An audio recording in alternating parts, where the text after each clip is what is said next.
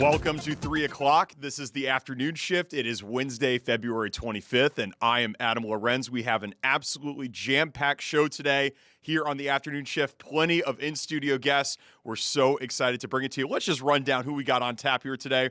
A very special guest coming up in our second segment, Speaker of the House, Lisa Demuth. We're so thrilled to welcome her here into Studio 9, talking about this year's legislative session, her late friend, Melissa Hortman, and her future career politician sort of ambitions. She's got a big year coming up. We're excited to talk to Speaker Demuth. After that, we're going to be sending it to Washington, D.C., where Vice President J.D. Vance and Dr. Mehmet Oz are going to be making an announcement on fraud that we will be bringing that event to you live beginning at 3:30. Then as we turn into the new hour of 4 o'clock, we're going to be talking about the Fox 9 Town Ball Tour. That schedule just getting announced earlier today. The first event happening in June in Farming, Minnesota. I'm going to be welcoming in Fox 9 anchor Randy Meyer and Fox 9 senior executive producer Lori Fisher into Studio 9. They both played a critical role in the planning of Town Ball, and they play a big role in Town Ball success. So we're excited to talk to them as well. After that, we're going to be talking about some AI stuff. There's a new study out there. 1 in 3 Minnesotans uses AI on a daily basis. We're going to be talking to 2 professors from the University of St. Thomas that are AI experts. So excited to have that conversation. It's such a big talking point here in the United States. And so learning more about generative AI coming up at 4:25. And then to round out the show, we're going to be welcoming in Fox 9 sports anchor Don Mitchell. Plenty of sports coverage going on in the Twin Cities. The state boys hockey tournament is kicking off next week. The Timberwolves won last night to kick off their 3-game West Coast road trip. And there's some news out of the Vikings here and there about the future of the quarterback position. We're not so sure that JJ is definitely going to be given the number 1 status going into training camp. Don will have the latest on all of that and more. So excited to bring all that to you. Before I get into the headline that we want to feature today, I want to welcome in our executive producer, Paul Milgate. Paul, what's going on? How are you? Oh, we can't hear you, Paul, but we got you now. Oh, one more time. There we go. There we go. You can hear me now. There we go. Yeah, I'm well, thanks, mate. How are you? I'm good. It's a great Wednesday show that we have planned here. It's a big show. A team effort and a really nice guests and good conversations. I'm really excited about all of this. Yeah, I'm excited. There's a lot on the plate. I'm excited to hear about the generative AI. I know that even within our own team, there's lots of conversation about who uses AI, who doesn't use AI. So interesting to see that study coming out of St. Thomas, and then of course coming up next, Lisa Demuth, Speaker of the House. So I'm really interested, and throw a question in for me. What can we expect out of this legislative session? Because I know that it's a really, really tight House at the moment. There's the margin is razor thin. So I want to know what we can expect to see get across the line and actually come out of this session. Yeah, and of course if you were with us yesterday for the first hour and a half, essentially, of the afternoon shift, we looked in live into the House of Representatives. They voted on 3 different measures, kind of all involving guns and whatnot. 2 of them not getting passed. One of them, a bill basically making it illegal to impersonate a police officer or furthering that, did get passed with unanimous bipartisan support. So yes, I'm with you, Paul. And there's no better person to talk about this year's legislative session than Speaker Demuth. This is going to be great. Yeah, absolutely. And if we have enough time, I do want to touch on the designated survivor from last night's State of the Union address, but only if we have time. Nobody loves the State of the Union more than Paul Milgate and the designated survivor. Yes, I love the concept of that. It's just so Hollywood, anyway, if we have time. It is definitely a little bit of slice of Hollywood in D.C. Let's get into one headline here. Some big news happening this morning. Attorney General Keith Ellison outlined a new proposal to enhance efforts to take on Medicaid fraud in Minnesota. The proposal includes increasing the Medicaid fraud control unit staff from 32 to 50 and expanding the definition of Medicaid fraud. It also proposes increased penalties for Medicaid fraud and enhanced subpoena powers for the Attorney General's office. I'm sure Speaker Demuth might be able to have some thoughts on the announcement here from Attorney General Keith Ellison that he just made earlier today about fraud. And speaking of the State of the Union, President Trump called out Minnesota by name yesterday in regards to fraud as well. So still a very big talking point both here in the state of Minnesota and across the United States.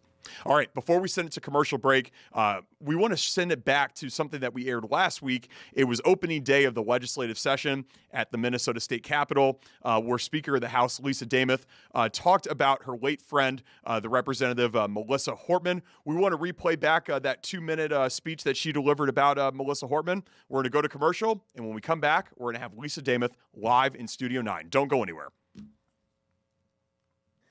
Through shared stories about our families, especially our children, through many laughs, a joint love for jalapeno Cheetos, and a need to consume more protein, and countless texts to see if we were going to be matching that day. We apparently shopped at the same places. But we built something that has become too far and too rare in politics. We built a relationship that was rooted in respect. Through tough negotiations and heated debates, Melissa and I could always look across the table and know that regardless of our differences, we both wanted what was going to be best for Minnesota. We didn't always see eye to eye, but we always saw each other. And that mattered deeply, and it still does. Our strongest disagreements never turned personal because we held on to mutual respect. Over the last year, Melissa and I worked hard to show that you can fiercely debate policy and process while still respecting the person on the other side of that debate. You can be principled and civil. You can deeply disagree and still be kind. Melissa never dismissed my perspective, and I never dismissed hers. So that made room for real conversations instead of talking points. And in our world today, that's something worth fighting for. I don't want to gloss over our disagreements, but I want to highlight what is truly possible. When we remember that public service is about people. Melissa understood that deeply, and she left behind a powerful example, not just for her caucus, but for every one of us. The last night that I saw Melissa, the night of our special session, and we did get done before the Senate, we each planned to go talk to the media about the work of the special session. She went first, and then she spoke with deep conviction and much emotion. As I walked out the front door of the chamber, I stopped and went back. I turned back to talk to Melissa. And what she said to me in that moment will stay with me forever. She said, "I like it so much better when we get along than when we fight.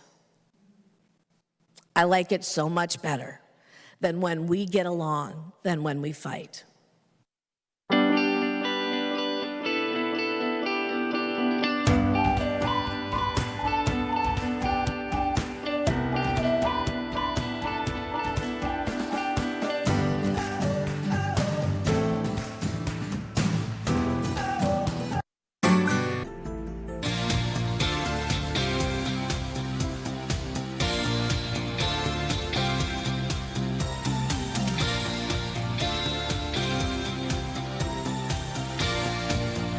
Back to the afternoon shift. Our guest needs no introduction. You just saw her right before the commercial break. We're so pleased to have the Speaker of the House, Lisa Demuth, here in Studio 9. Speaker Demuth, welcome to Studio 9. Thank you very much. Thanks so much for coming to studio. Absolutely. It's great to meet you. Thanks for being here. Great to meet you. Thank you. Yes, yeah. Okay, Speaker Demuth, right before we went to commercial break there, we saw your speech about your friend, Representative Melissa Hortman, that you delivered last week when the legislative session opened. Can you talk more in depth about your close relationship with her and maybe some of the reaction of some of your colleagues in the Capitol of what you had to say about her last week. Sure. So when I first was in the legislature, that was the first year that Melissa Hortman became Speaker of the House back in 2019. So she's the only speaker that I've ever served under. I became minority leader of the House Republican caucus in the 23-24 session. And because I was a new leader, she said, let's meet weekly. Now, she didn't need my votes. But she said, we're going to be working together. That was an excellent example of a leader that just wants to work together. Now, she didn't like my politics, and I didn't like her politics. But it proved that we could do things together. That set us up for true success when we found ourselves in a tie for the second time in Minnesota history. And we proved we could get it done. We got a budget done nearly on time, no shutdown. Democrats and Republicans had to find a way to work together, and I think our state is better because of that. Yeah. Let's talk about working together. You said one of Representative Hortman's last statements to you was, I like it so much better when we get along than when we fight. As we have begun this new legislative session, where are some areas where you really think that we could find bipartisan support to get some bills passed and work together to move forward, both Democrats and Republicans together? Yeah, the 134 legislators that have come back to the House, really the entire legislature, House and Senate, because of the tragedy that took place with the loss of Melissa Hortman, her husband, their dog, and then the attempted assassination with Senator Hoffman and his wife. That happened on the 14th of June. We had just finished the legislative session June 9th. So as we all returned a week ago Tuesday, there's not a single one of us that's the same person. We have all been forever changed in our own individual ways. So when you ask, how could we find some support and some bipartisan work together, you can tell that there's that tension right now within the House of how are we going to do this? What I point people to is even though none of us are the same, we have a job to do. And we need to get things done for Minnesota. Melissa and I together, leading our caucuses, proved it could be done. That's my expectation of myself and everyone else that's serving right now. Yeah.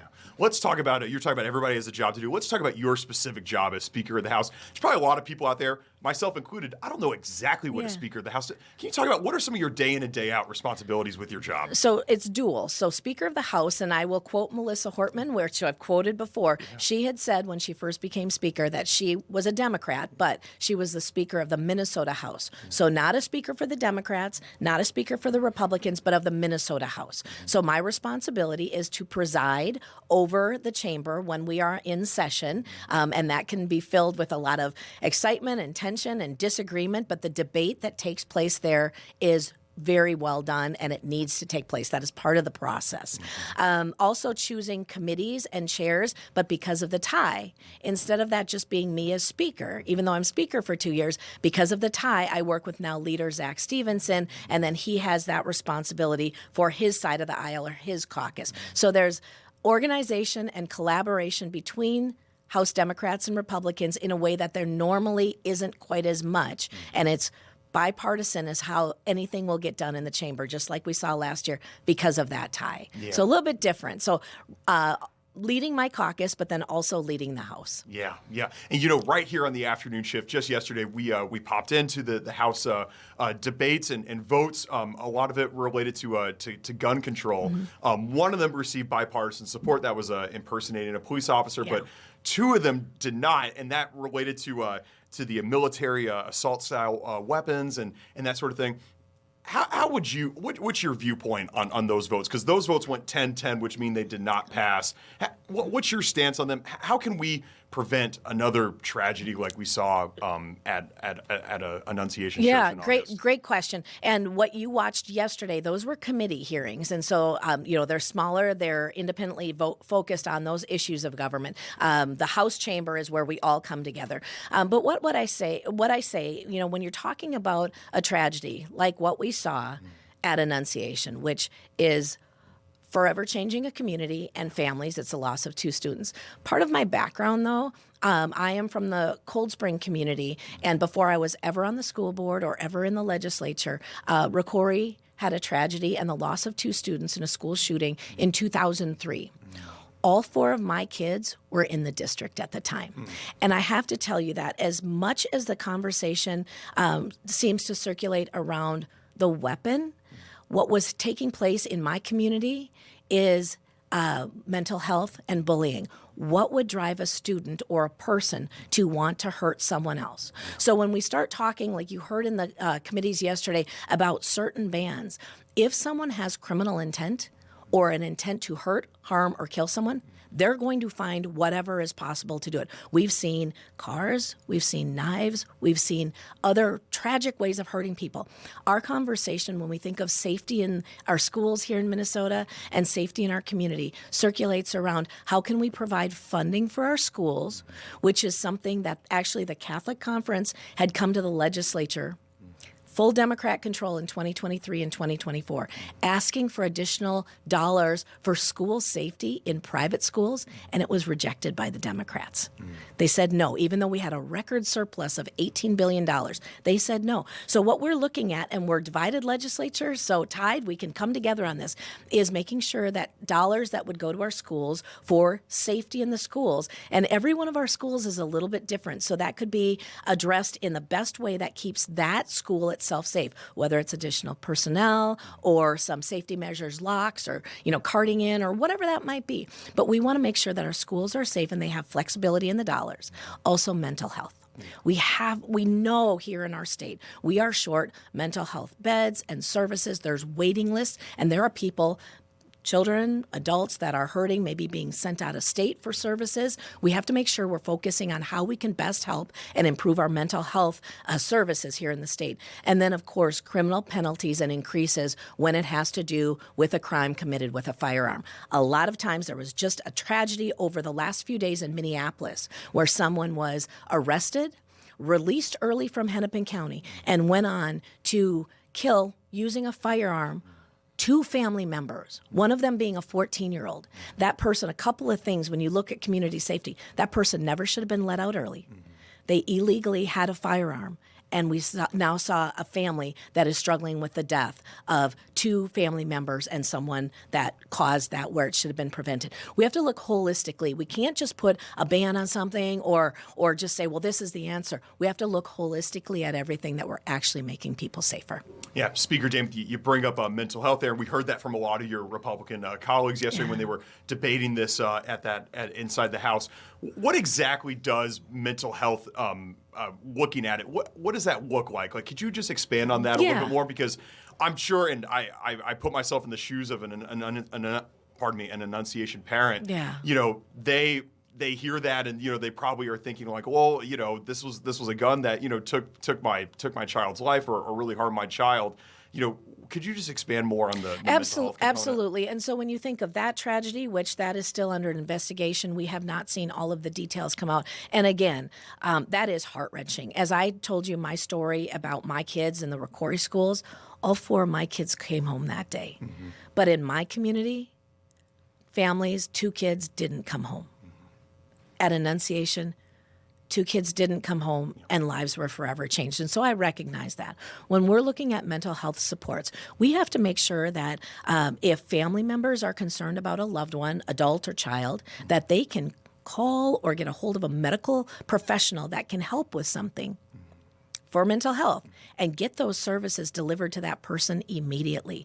I have heard stories as I visited hospitals, even in our largest counties, I've visited hospitals that they've said people are actually in our hospitals. They're brought into the ERs and there is no place to send them when it comes to mental health. And so they are stuck in our emergency rooms days and weeks. And I'm talking about children sometimes too. That is not delivering services. That is not helping a family or a person in need in their most, they're coming to a place for help. They're not getting those services because we have a shortage. And so when I talk about mental health supports, whether it is counseling or whether it is inpatient services, whatever that might be, that is what I'm talking about, is improving things so people at all levels, maybe it wouldn't even get as bad as it is to require inpatient. Maybe if we catch things earlier, services could be delivered earlier to help prevent a person from doing something that is really, really going to damage everyone because of their outcry or their cry for help. Yeah. Speaker Demuth. Let's move on to your race that you're running here for the governor's race. 2 weeks ago, you won the GOP caucus. That doesn't give you the nomination, but it certainly makes you the front runner. You can make history. Well, you already are making history. You're the first Black Speaker of the House in Minnesota history. Minnesota's never had a Black nominee for governor, either party, Democratic or Republican. You could become the first. It's also important to note Minnesota's never had a woman nominee for governor, either Democratic or Republican. Obviously, Amy Klobuchar is on track to become the Democratic. So we could have two women running against each other for the governor's race, guaranteeing history in that realm. But let's go back to the fact that you're the first Black Speaker of the House. You could be the first Black nominee. It is Black History Month. What do those first mean to you, Speaker Demuth? I'm so glad that you asked that. When I first became a minority leader in 2023, I remember walking out of that caucus election, and there's media there, and they wanted to know. Of course, they were going to bring up I was the first female to hold the top Republican leadership position within our caucus. There had always been a deputy, but never the top Republican leader, and then being the first Black Republican to lead in that space. And I knew they were going to bring it up. It's something that, it's not that I'm ashamed of it in any way, but I also don't focus on it. I had said to my caucus, and I'll say to anyone that wants to vote for me for governor, if you know that I am the best person to lead in this moment of history, then I welcome your vote. But if you're doing it so you can check a box, I don't need that vote. Well, clearly my caucus elected me, and then I have now, as you said, being the first Black Speaker of the House of Minnesota is an honor. I think about, you hear about glass ceilings, and I've always thought in the back of my mind, put your shoes on because I'm about ready to break through all of that. And that is just fine. Now, I will say that I only got Republican votes for being Speaker of the House. I didn't get any from the Posse Caucus, people of color and indigenous. I didn't get any of those other crossover votes. So they weren't looking at the moment of history. They were prioritizing politics over the moment in history. But I'm honored to lead. It is my honor to serve our state in this way. And that is why I'm running for governor, because I feel like I am the best person qualified. As we talked about earlier, my ability to work across the aisle and with people that maybe we don't agree with. I've delivered excellent things for Minnesota. My idea has always been just to serve our state or to serve in whatever way that I can and just make things better than I found it. So being the first Black woman to do this, I'm honored and proud of that. I'm also looking forward to the young women that are coming up behind me saying, great, she broke through that, and now it's my turn. Yeah. Very well said. Very well said. Let's talk about what's next for you. So, how do you go about securing that GOP nomination for the governor's race? How's the campaign going? What are some of the next steps in your journey here? So, next steps right now, as you mentioned, I took first in the precinct caucus poll. I was very honored. That is an excellent indication of where we are landing. People are saying, "Hey, Lisa Demuth is ready. I have a running mate, Ryan Wilson. No other candidate right now has a running mate." So, I wanted people to know we're ready to go day one. My legislative experience really sets me apart, saying that I know where the restrooms are in the Capitol and how to get things done. Sure. But I'm ready to get to work. I can see things in our state government that are going well, and I also know the things that need to be changed immediately and building relationships. As far as what I'm doing now, I am all over the state because we have BPOU, or Basic Political Organizing Unit, those conventions that take place sometimes during the week, a lot of them on the weekends, across the state. These are grassroots that really want a part in selecting the next endorsed candidate for governor, for a Republican governor. And so I put on almost 500 miles on Saturday, just being around the state. But that is my favorite part, is meeting people. We're not going to agree on everything, even if you're the same party, but think about it. In any job, any family, any situation, you don't always see completely eye to eye. But when you have the same goals in mind of making Minnesota affordable and safer and better, and our kids, right now, we used to be known for education. Yeah. Only half of our kids statewide can read at grade level. That is a failure of our next generation. And then, of course, fraud. So ending fraud. Those are the things that really resonate with people, whether they're Democrat or Republican or independent or no politics. We need people to show up and vote. But I'm all over the state, making sure that people know who I am and I get a chance to meet them. And then that is what will spur me on to winning that party nomination the end of May so that I can go on and be on that November ballot. Awesome. Lisa Demuth, thank you so much for being here today. So many more questions that we'd love to ask you, but I know we're tight for time, and we do appreciate you coming here inside Studio 9 and chatting about this. And really, just again, thank you for sharing your sentiments on the late Representative Melissa Hortman. I know you and her were very close, and we appreciated listening to you last week, and appreciated your insights that you had here to say as well. And we look forward to seeing where the campaign goes, and we'll be reporting on you right here on the afternoon shift. I appreciate it. Thank you so much, Adam. Yeah, thanks, Speaker David. Thank you. Coming up right after this, we're going to send it to Washington, D.C., where Vice President J.D. Vance and Dr. Mehmet Oz are going to be talking about fraud and some of their next steps that they're taking in that measure as well. So stay right here on the afternoon shift. We're going to have that live from D.C. coming up right after this.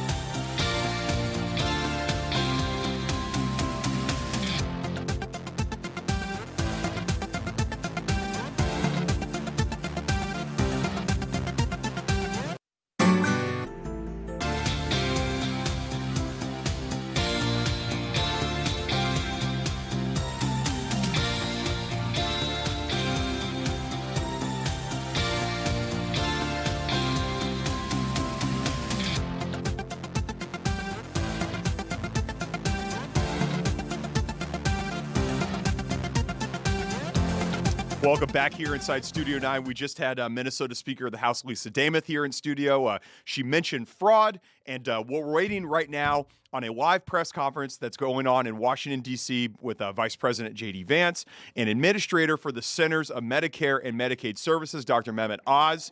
They are going to deliver remarks on the administration's efforts to combat fraud.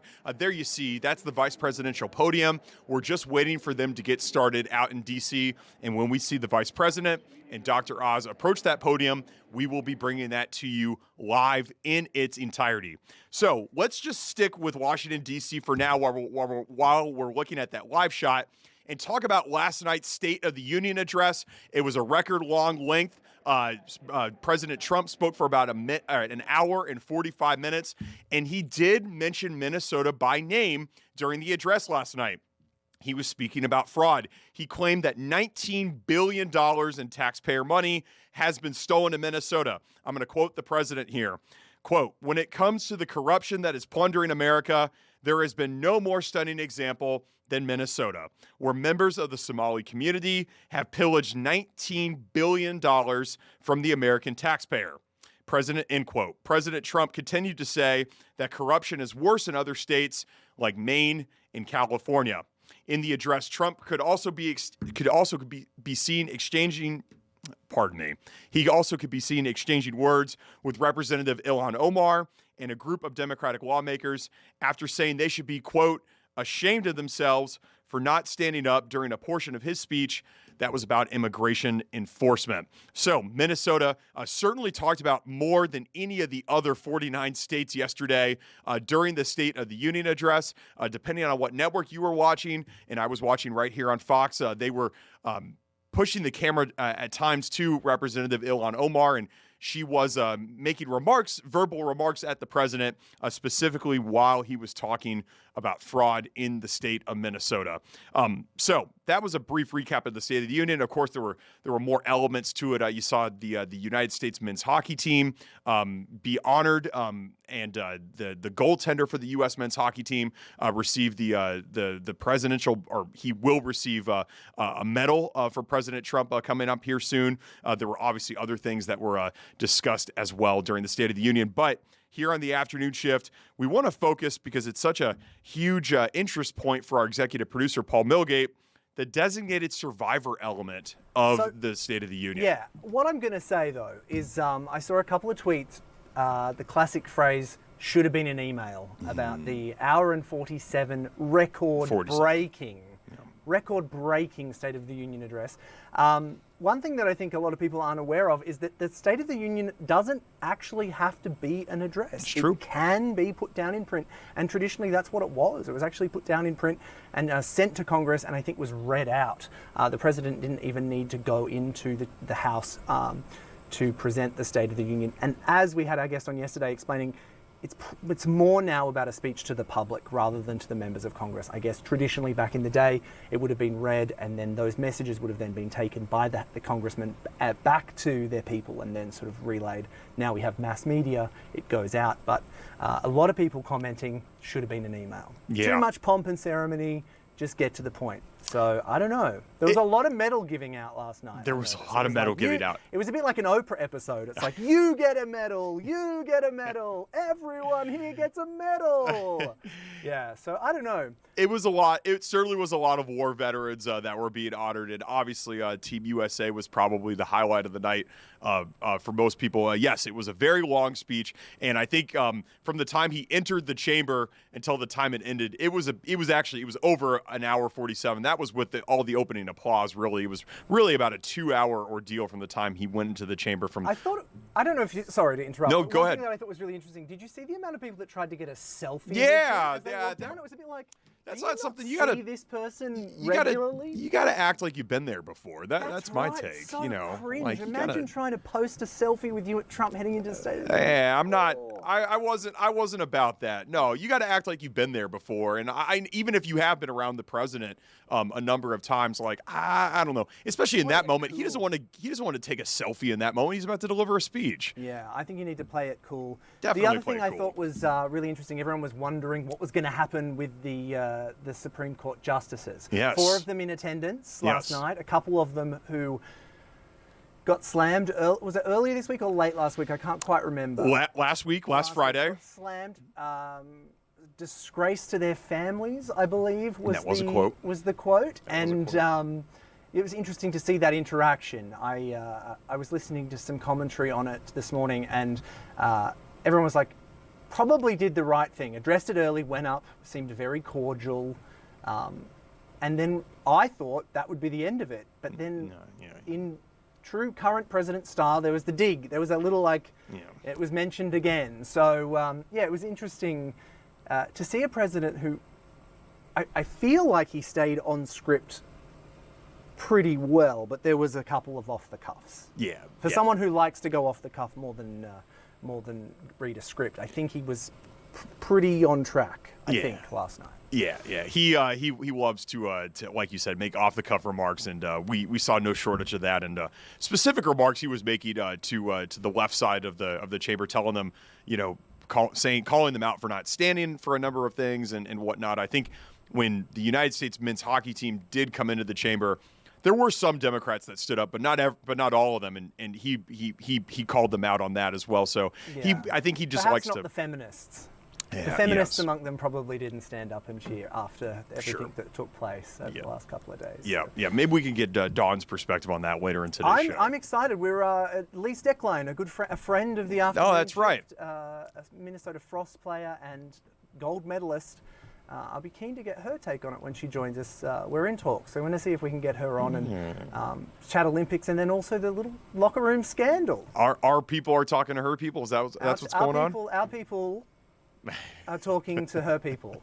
Cool. Awesome. Yeah, that is happening. But the thing that as we wait, I just want to let everyone know that we aren't missing Vice President Vance. We're waiting. He is well and truly there. Just to show you again, there. That is an empty podium, and when we see that podium with someone at it, we will bring it to you live. Yep. But yes, I just wanted to your friend talk Doug about Collins. my favorite part about the State of the Union, the designated survivor. I mean, it sounds like something out of a Tom Clancy novel, don't you think? It does. And was that a Fox show? Was that Fox? I don't know if it was. It was a Fox show. Okay. I wasn't here, so okay. but it had Kiefer Sutherland, who did I know Grace. I think it Fox was a for Fox a period show. of time. Yeah. Designated Survivor. It was series 1 was a banger. It was great.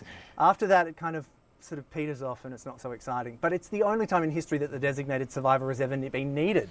Yes, and we're hoping it's never needed. Hopefully that's the case. Hopefully that's always the case. Yes. I'm not sure how much you're actually familiar with the process of the designated survivor. It's been around since the Cold War. That's when we started to see it, and it was the fear of missiles, nuclear weapons, and a whole bunch of other things, nefarious things that could mean that we may lose not only the POTUS, but also everybody else, the SCOTUS, and also the Congress and the senators. So it's obviously a lot of important people all in one room.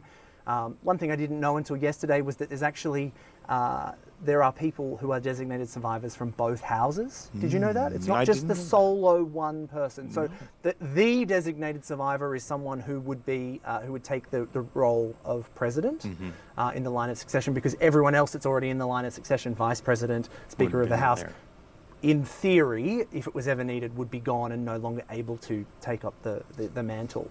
So last night we saw a repeat of last year's, because to be clear, last time Trump spoke, he was obviously newly sworn in. He wasn't technically a State of the Union. So That's right. The first speech that the president makes to a joint session of Congress. That's right. And it's like joint session of Congress and Senate is what I think what it's called. And so that was not that, but they still had a designated survivor, and that man was Doug Collins. That's right. And Doug Collins was tapped again last night to be the designated survivor, and I did a little bit of a graphic for him, so let's just bring it up. Let's bring this up. Doug Collins, here we go. Designated survivor Doug Collins. He was he is the United States Secretary of Veteran Affairs. That's right. Which is interesting last night, considering how many medals we saw going out to veterans that he was the one person not in attendance. That feels a little strange. But Doug, interesting couple of little tidbits. Former US Congressman from Georgia. Yep. Served from 2013 to 2021. Served in the US Air Force as a reserve chaplain, reaching the rank of colonel. Yep. And I thought this was particularly interesting. Before he joined Congress, he helped his wife run a scrapbooking store in Georgia. How about that? He has 3 children. Yeah. It does beg the question, do you think that to spend the time while he was waiting to see what was going to happen out at the State of the Union, was he just scrapbooking in some sort of bunker? You know, I think the designated survivor, I think they said they're at an undisclosed location, so perhaps he was, scrapbooking and whatever with his wife and watching it, maybe made a bag of popcorn, I don't know. It'd be kind of cool to watch the State of the Union with a designated survivor, wouldn't it? Well, it'd be kind of scary, wouldn't you think? For sure. It'd be like, oh, who's actually the target here? I mean, I guess you're not so important that they've actually asked you to not be there. They've asked you to not be there, correct? Yeah. So that's, I don't know. I mean, I know that Doug was a very firm supporter of Trump during the impeachment proceedings. In fact, wrote a book about everything that took place during that time. But I have some other interesting facts about the designated survivor that I wanted to share. Because in some ways, you think it's quite an honor to be tapped to be the designated survivor. You're the person that if anything was to happen to everyone, you would become the president of the United States. Sure. A couple of other people, and I'm going to probably get this name wrong, so I might have to get you to help me here. Okay. It was the Senate Majority Leader, Daschle? I think Daschle is right. Yep. He actually spoke on the experience of being tapped as a designated survivor, and obviously ended without incident. Nothing kind of took place while he was in that very particular role. But then joked that when everyone left, they all left off in their motorcades. He was left by himself at the White House and had to get his own way home. So he went from being what would potentially be the most, important person in the country to just left to get your own Uber home. Yeah. So that's crazy. The other thing that's interesting is that they for that short period of time, they do get a copy of they have the nuclear football by them. Oh. That is a document I hope to have. Well, it's a briefcase. I'm not entirely sure. I think it's a little computery thing. But yeah, they are accompanied by military aides and have access to the presidential emergency protocols should it be required. All of this stuff is just so interesting. It's all the nuances of American government that you really don't know much about. And then, stuff like this, kind of comes up once a year and we talk about it, and then tomorrow it won't be talked about for another 364 days, but it's a really cool concept. So cool to the point of the interest, like you said, is so much there that they made a Hollywood television show all about this concept. I can tell you that while ever I am making the afternoon shift and we have the designated survivor, I'll bring it back. I think it's really interesting. It's just something that you don't have a lot of that sort of pomp and ceremony and tradition here, like you see in, say, the United Kingdom with the king and the queen and the line of succession and all of that stuff. So it's interesting to see that these things are in place here in the United States.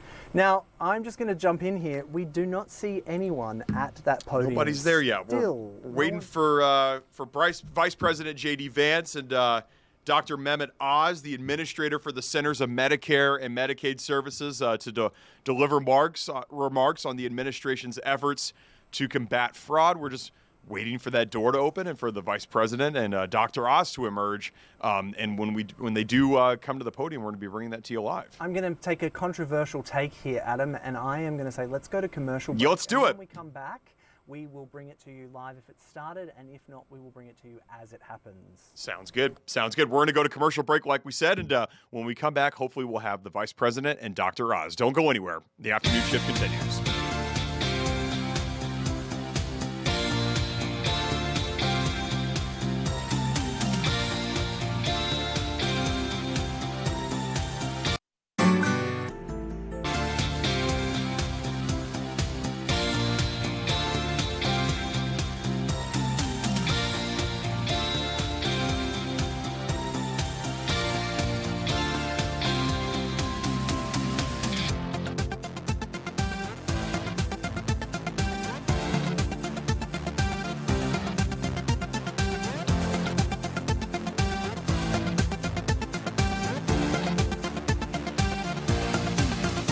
Welcome back here inside Studio 9 at the afternoon shift. We are waiting for Vice President J.D. Vance and the Administrator for the Centers of Medicare and Medicaid Services, Dr. Mehmet Oz. They are going to be delivering remarks on President Trump's administration's efforts to combat fraud. There you see the vice presidential podium.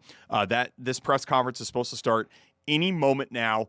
And when it does, we will be bringing it to you live and in its entirety. Again, we're just waiting for Vice President Vance and Dr. Oz to emerge from that door and come to that podium. And when they do, we will be bringing it to you. But we're going to bring it back here in the state of Minnesota in the meantime, and we're going to be sending it back to the Capitol, where there's a House hearing right now on the economic impacts of Operation Metro Surge. We dipped into a Capitol hearing yesterday, all about gun control and legislation regarding that. This is all about Operation Metro Surge, which of course was the big ICE push that we saw here in Minnesota. And you know what? We're going to go right now. There's Vice President J.D. Vance. Everybody. So let me say a couple things about what we're announcing today, and then I'm going to kick it over to Dr. Oz, and then we are going to take a few questions. So as a lot of you know, there are way too many Americans who are being defrauded by very bad actors in our society, people who take the goodwill and the trust of the American taxpayer and they decide to use it against us. They decide to make themselves rich instead of allowing these programs that are set up to make it easier for people to take care of their families, to make it easier for autistic kids to get the after-school services they need, to make it easier for people to get the health care that they need. And we are going to start very aggressively in the administration cracking down on the people and the organizations that are defrauding Americans. So we're announcing today that we have decided to temporarily halt certain amounts of Medicaid funding that are going to the state of Minnesota in order to ensure that the state of Minnesota takes its obligations seriously to be good stewards of the American people's tax money. Now, what is this going to mean? What this means is that, first of all, the providers on the ground in Minnesota have actually already been paid. The state has paid those providers the money. What we're doing is we are stopping the federal payments that will go to the state government until the state government takes its obligations seriously to stop the fraud that's being perpetrated against the American taxpayer. There are a few different ways that we're doing that. There are a few different affirmative actions that we're taking today. Dr. Oz is going to talk about those, but let me talk a little bit about the spirit of this and why we're doing it. So number one of the examples of fraud that we've seen in Minnesota that we verified that is just awful is that a program that existed to ensure that autistic children had access to some after-school services has made a number of people rich, not by providing services to needy children, but by allowing fraudsters to take money that ought by right go to American citizens and to American families and to set up sham businesses, set up sham clients, set up people who are not even autistic but claim to be autistic in order that they benefit from the money that's out there. Now, what does that mean? Number one, it means that a lot of people are getting rich off the generosity of American taxpayers, but more fundamentally and more importantly than that, it means that there are kids in Minnesota who deserve these services, who need these services, and they're not going to those kids, they're going to fraudsters in Minneapolis. That is unacceptable, and that's the sort of thing that we're cutting off with this action today. Let me make one final point about the spirit of this. You know, one of the things I love about our country is that we're a generous country, we're a generous people. We take care of our fellow citizens who can't afford medical care because they're down on their luck. We take care of people who can't afford to put food on the table even though they work hard and play by the rules. We recognize that we're all in this together, and part of the reason why we have Medicaid, or part of the reason why we have food stamps, part of the reason why we have these programs is we want to make sure that kids who grow up in families not all that different from the family that I grew up in, that they have access to the basic necessities: food, medical care, after-school services when their family needs them but they're unable to pay. What's happening in Minneapolis, in California, in a number of states all across our country is that the generosity and the good hearts of our fellow Americans are being taken advantage of. We're taking that social contract that says that our American citizens, we take care of one another, and we're allowing a few bad actors to get rich off that generosity of spirit instead of providing the services to the kids who need it. This is disgraceful. It has happened for too long. Far too many people have gotten rich by taking what is the best of the American spirit and getting rich off of it instead of providing services to kids who need it. That is stopping today. We're taking a whole-of-government approach in the Trump administration to take this fraud seriously. What Mehmet Oz and his team at CMS have done is really remarkable, and it's just the first step of our efforts. So without further ado, let me turn it over to Mehmet to say a few words about what he's doing, what his team has uncovered, and what they're accomplishing with this new action. Dr. Oz. Mr. Vice President, I appreciate the leadership on this. There's no question that his commitment, the Vice President's commitment to rooting out this fraud is going to make a massive difference in preserving and protecting our nation's public health programs. It's going to protect patients. I want to thank President Trump for pushing all of us to make sure we protect our most vulnerable Americans, the ones that J.D. mentioned, the ones he grew up with, the ones all of us know in our lives. It also protects taxpayers from attacks on our healthcare system. Secretary Kennedy has spearheaded these efforts, and thanks to his leadership, I'm proud to announce the largest fraud initiative, anti-fraud effort of its kind in CMS history. Now, why is this action necessary? Last night in the State of the Union address, the President spoke about the affordability issues that we have improved dramatically in this administration. But let's put some numbers on health care. The average family puts about $27,000 into health care a year. They only pay $7,000 themselves, which is a lot, but there's an extra $20,000 invested for them. This is not a reasonable amount of money to spend. We have got to bend that curve downwards. It's unpredictable as well when you have to make these expenses, and the fraud that we're experiencing in America is making this already dangerous problem much worse. So we're going to fix these issues. The President last night spoke about the need for price transparency. That's going to help by making people more aware of what they're paying. It's also going to help us at CMS figure out what you should be paying and identifying fraud. To that note, the President announced last night that he's appointing our Vice President to lead the war on healthcare fraud, a wise choice. Your passion for this will make a huge difference. This is not about the money by itself. This is about people's lives and our culture, our shared values that have allowed these beautiful programs, Medicare and Medicaid, to survive brilliantly for 60 years. We believe, listen carefully, we are spending $300 billion a year in healthcare in this country for fraudulent, abusive, or wasteful purposes. $300 billion. Let's put that in perspective. If we could reduce fraud by 5%, which is at $300 billion, we would take the trust fund that's going to take care of all of us as we get older, and we would allow it not to expire in 5 to 6 years. We would double its life expectancy. That's massively important if you're going to trust a social safety net to be there for you. You deserve that social safety net. It's there. It's created. We're not going to let fraudsters steal it from you. The stellar CMS team, I want to call them out. Kim Brandt, who's videoing me over there, Dan Brillman, Capri Snap, Steph Carlton, have worked tirelessly to put this together. They've been rooting out criminals all year long. I know as well what it's like. I visited all these areas, personally witnessed what it's like to see something you know is wrong and wonder why no one tried to fix it. It's infuriating. The Vice President described very accurately exactly what you see on the ground. These self-serving scoundrels, that's what they are, who rob our federal and state health programs, have decided it is worth the risk. I'm going to make a proposition to you. If you commit crime on Medicare or Medicaid in America and you steal, let's say, a couple $1 million, your jail sentence, first-time offender, maybe a year. For a lot of folks, that's a good deal. We have to take these crimes seriously and treat them as seriously as if they were bank robberies, because they're more dangerous than bank robberies. People get hurt during them. Let me share some of these horrible stories. The Vice President started highlighting autism. Let's get into the details of what's really going on in Minnesota. These are real cases from our group at CMS. These are adjudicated numbers.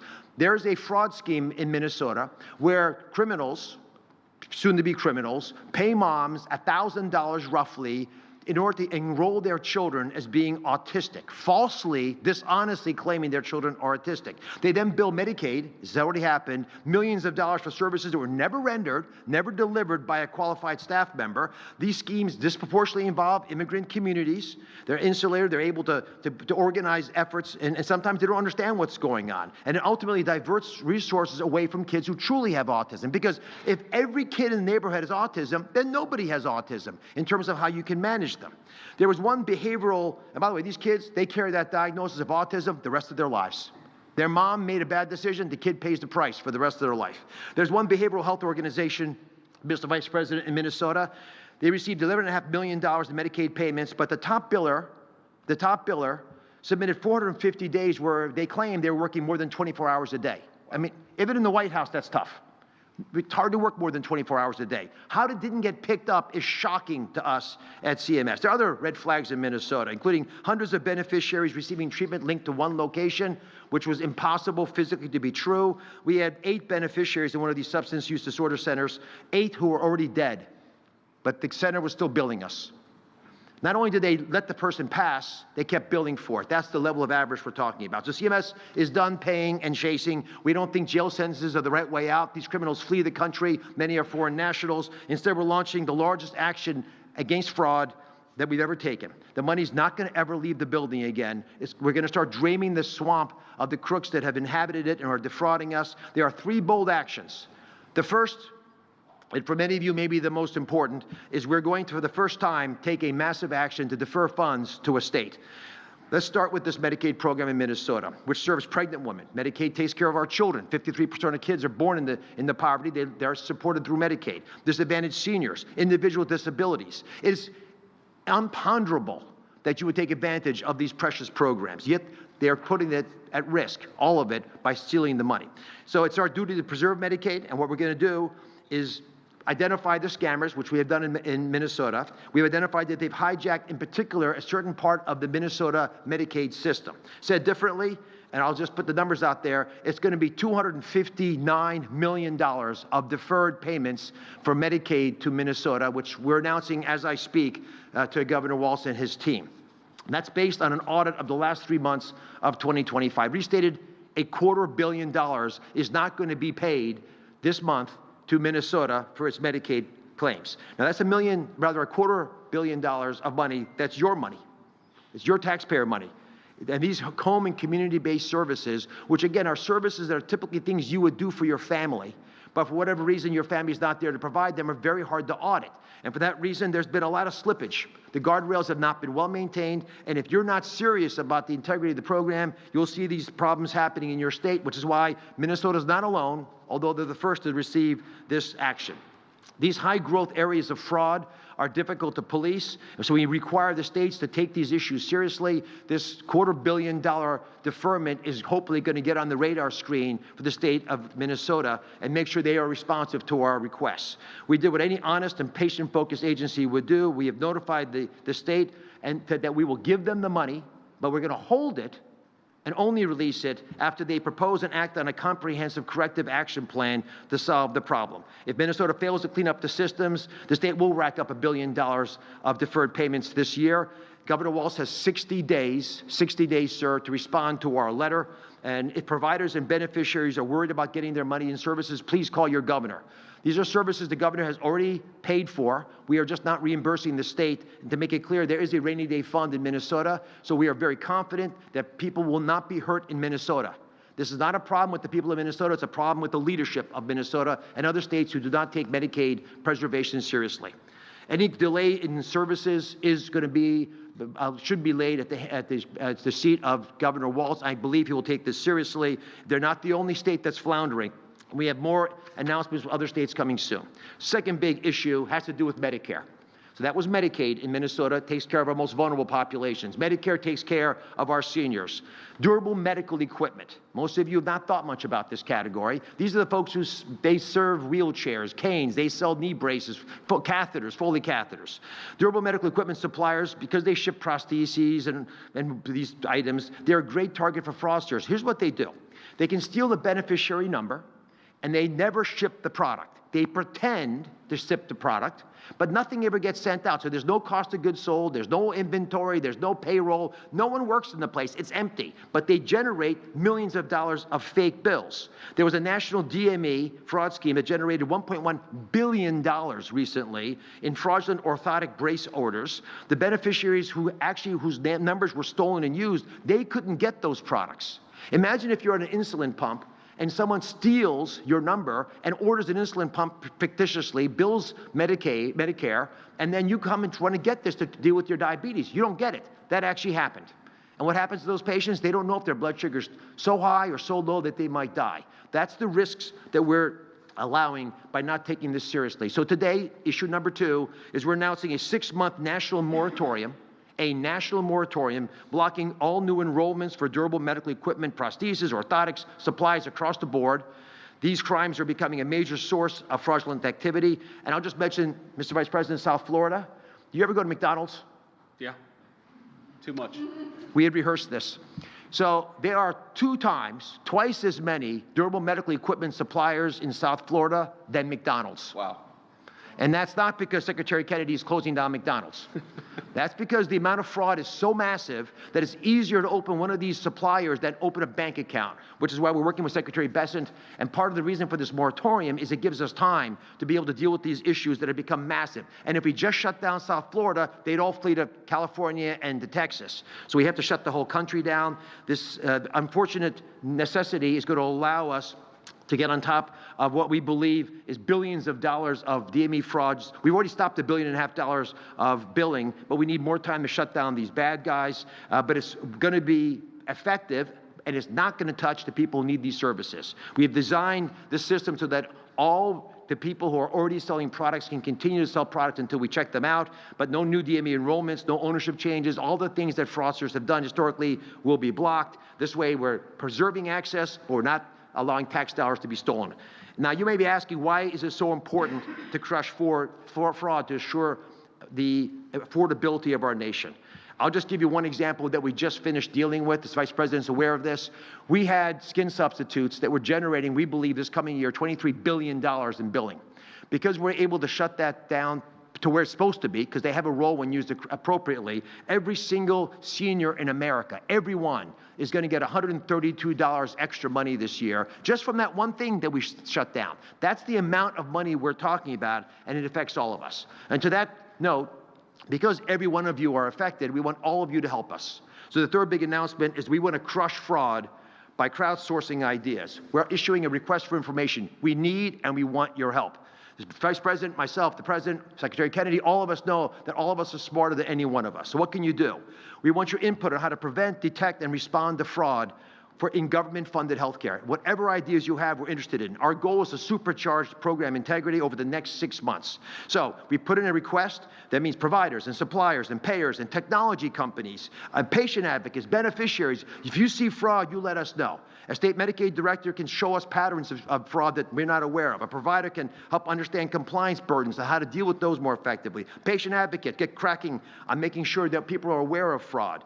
And like we have done already this year by pulling in those kinds of ideas, we've stopped almost $6 billion from leaving the building, but that leaves a lot more out there that we can take advantage of. So over the next 60 days, the Crush Initiative we just issued is us asking you to help us build something better, to help the brave patriots out there who want to play a role to play a role. Call 1-800-HHS-TIPS if you see fraud, or just go to cms.gov/fraud. Those are simple, easy ways for you to help us address the problems the Vice President highlighted.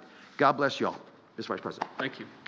Great job. Very, very, very important initiative, and we'll take a few questions. I didn't expect you to put me on the spot with Bobby Kennedy about my fast food habits, but here we are. Sir in the front. Two things, Mr. Vice President. First, can you talk about the legal authority under which the federal government pauses legally obligated funds under mandatory funding from Congress, such as Medicaid? And secondly, if you can tell us anything you know about the situation off the coast of Cuba, where there's a speedboat shot. If you've been briefed on that, you know, if Americans were killed or injured in it. Yeah, so on the second thing, actually, Marco briefed me about 15 minutes ago on it, but we don't know a whole lot of details, and so I'll defer to the White House to provide more updates as we get them. Certainly, you know, a situation that we're monitoring. Hopefully, it's not as bad as we fear it could be, but can't say more because I just don't know more. On the question of the legal authorities, I mean, inherent in Congress's assigning of the administration actually, you know, we're the ones who spend this money. Congress appropriates it. We're the ones who actually make sure this goes to the people it ought to go to. And inherent in that is making sure that it only goes to the people that Congress says that it should go to. We shouldn't be sending money to fraudsters. We should not be sending money to companies that are committing mass fraud. We shouldn't be sending money to anybody that's trying to defraud the American taxpayer. So I know, you know, Oz and his team, he's got the best team, I think, in healthcare anywhere in the private or the public sector. It's one of the great things I love about working with Dr. Oz is he's brought great people along with him, and congratulations on this. But I feel quite confident we have the legal authority to do this. And again, I'd reiterate, we don't want to do this. Like, we don't want to be in a situation where the state of Minnesota is being so careless with federal tax dollars that we have to turn the screws on them a little bit so that they take this fraud seriously. You heard Dr. Oz say this. Tim Walz could call him, could call me, could call anybody in the administration, and we've given him 60 days to respond to this. All we need the governor and the administration in Minnesota to do is something quite simple, which is to show that before you give Medicaid funds to somebody, you're taking seriously whether they provided the services that they say that they're providing.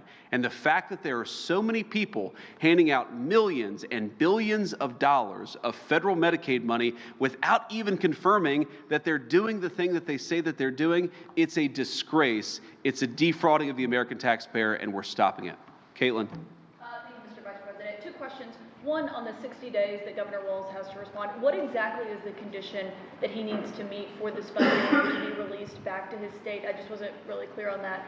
And secondly, on Iran, while you're here, can you explain to the American people why the United States would need to strike Iran to stop them from getting a nuclear weapon if the United States obliterated their enrichment program last summer? Well, I'm not going to make any news on Iran today, Caitlin. I'll let the president make those announcements. As you know, he is sending two of his best negotiators to Geneva tomorrow in order to continue to try to strike the best deal possible for the American people. But the principle is very simple. Iran cannot have a nuclear weapon. If they try to rebuild the nuclear weapon, that causes problems for us. And in fact, we've seen evidence that they have tried to do exactly that. So the president sending those negotiators to try to address that problem, as the president has said repeatedly, he wants to address that problem diplomatically, but of course the president has other options as well. On what we need to see from Governor Walz, I'll say something about that briefly and then turn it over to Dr. Oz. Look, it's actually pretty simple. What we want to see from the governor of Minnesota, from the entire administration there in Minnesota, is some affirmative steps to make sure that the people who are billing us for Medicaid services are actually providing those Medicaid services. The main source of fraud, whether it's a small business or a bigger company, is you have people who are billing the government millions, tens of millions, billions of dollars saying that they're providing a service, but there's no actual confirmation. There's no follow-up to ensure that they're actually providing those services. We want to see that follow-up from Minnesota. Dr. Oz, maybe you can speak to a little bit more about how exactly we want to see that. Let me combine both these questions. So on December the 7th, we sent a letter to Governor Walz asking for a corrective action plan, which is a mechanism for us to extract from the state what they think they can do to fix the problems. The answer we got back at the end of the month, which is what the deadline was inadequate. We alerted them to this. We issued guidance that we were going to defer income based on an audit of last quarter's money. So we actually went dutifully through all of the bills that were sent to us. We found that of these high-risk services, roughly half of them, you really couldn't trust the data we were looking at. It's not that the numbers don't add up. The backup to the numbers is not there. So what do we need to have happen? We need to know that the providers actually are the real providers. Oftentimes, there's no person that you can associate with the treatment itself. We need you, after you adjudicate who these providers are, make sure they're not already in trouble for doing bad stuff, and then evaluate all the current providers to make sure they're supposed to be able to provide these services. And there's a whole slew of tools that we can use, including checking before you pay the bill that the bill is legitimate. That prepayment review is incredibly important. It's cumbersome. It's clunky. We wish we didn't have to do it. But I'm going to highlight something that the Vice President mentioned. These are services that we normally would not pay for. They're services we give to you because your family can't do them for you. If it's a hernia operation, there's a dozen people who have credentials, licensing, we can use a scar. But if your service is transporting you to the doctor's office and you can't tell me who actually drove the car and why they billed so much and did the patient even go to the doctor's office, then we have to do our job, which you would want us to do, which is to ask for some backup, and there wasn't any backup. So to echo, 60 days, that's the deadline. We expect to hear back. We've been following the rules meticulously to do this correctly, which is one of the reasons we're optimistic we'll be effective in Minnesota. Great. Mr. Vice President, I'm just wondering about this huge universe of fraud that you're talking about, $300 billion. Like, how did you arrive at that number? What number is realizable in terms of savings? And you've mentioned California, you've said that you're going to move on to other states. Can you just give us a kind of snapshot of where you see that? And are all of the states that you're going after and where you see these problems ruled by Democratic? I mean, California and Minnesota are both Democratic-run states, so just a little bit of a preview. Well, you said ruled by Democrats. We didn't use that word. You did. But here's what I'd say.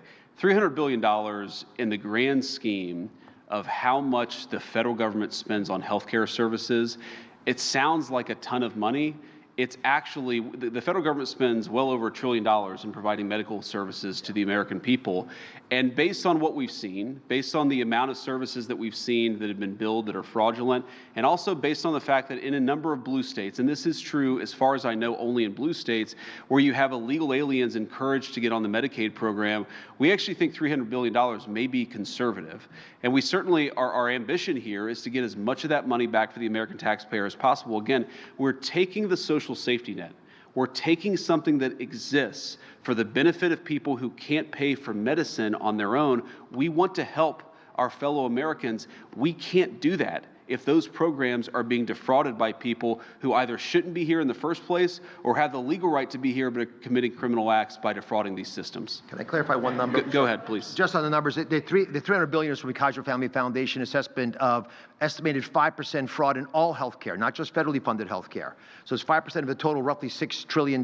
We spend almost close to $2 trillion, $1.8 trillion of federal monies. So the federal portion will be about $100 billion, and we believe much of that would be achievable. It's not fraud, it's fraud, waste, and abuse altogether. Sorry. Yep. No, man. Thank you very much. Yeah, you can go first and then you. Okay. Thank you very much, Vice President. As you know, the Kurds have been loyal allies to the United States for decades. You're fighting dictatorship in Iraq, we're fighting terrorism in the region, and recently President Masoud Barzani worked closely with the U.S. Special Envoy to Syria to help find a peaceful solution to the conflict there. How do you see the future of the strategic relationship between the Kurdistan and the United States of America? Well, look, let me be brief here because we're here to focus on the fact that way too many people are defrauding the American population. But, you know, we have a great relationship with the Kurds. The president loves the Kurds. I know that the entire administration, we've had great contacts and great friendships with the people, the Kurdish people in various countries all over the world. And look, our attitude is we want those people to be able to live in peace and harmony and prosperity with their neighbors. We've pursued a foreign policy of peace in part because we want the Kurdish people, but also the Arab people who live there, the Jewish people who live there, the Christians. We want everybody to be able to live in peace. And that has been the main focus of our policy in Syria. It's been the main focus of our policy really all over the world. Ma'am? Yeah. No, let's, thank you. How do you intend to make sure that the consequences of ending these fraud programs in Minnesota don't impact the people who are enrolled in Medicaid? And at a bigger picture, how do you think that the polls show that Democrats historically have the advantage on healthcare? Do you think that these efforts on fraud might change that for Republicans? You know, I'm not really worried about the politics. I'm worried about the justice of it all. I think it's offensive that American taxpayers pay into these programs and they are defrauded. And I think in some ways, more significantly than that, it's really sad that American children who need these services aren't able to get them because it's going to fraudsters instead of somebody else. So here's what I think. I mean, look, we're certainly going to make sure that our anti-fraud efforts go after the fraudsters and not after anybody who actually benefits from these services. But I actually think the question is a little off in a way, because the problem is not going after the fraud. The problem is the fact that these programs are being defrauded to begin with. They will not exist. Our social safety net will disappear unless we take fraud more seriously. So what I'm most worried about is that unless we preserve these programs for the next generation, they're going to disappear and all the money is going to go to fraudsters. Go ahead. Thank you, Dr. President. You're mentioning a lot about justice of it all. So what exactly would that look like? Dr. Ross had mentioned that jail sentences aren't necessarily the right way to go, but is there a way of clawing this money back? Ways to get refunds? Predictions on that, and then add follow-up. Yeah, I mean, look, there are certainly ways to claw some of the money back. It depends on the circumstances of the case. When you're talking about hundreds of billions of dollars potentially in fraud, that's a big universe of cases. There are different ways of anticipating it. You know, you heard Dr. Oz say some of these people, they will commit a crime and then leave the country. Obviously, we're not going to prosecute people who aren't even in the United States anymore.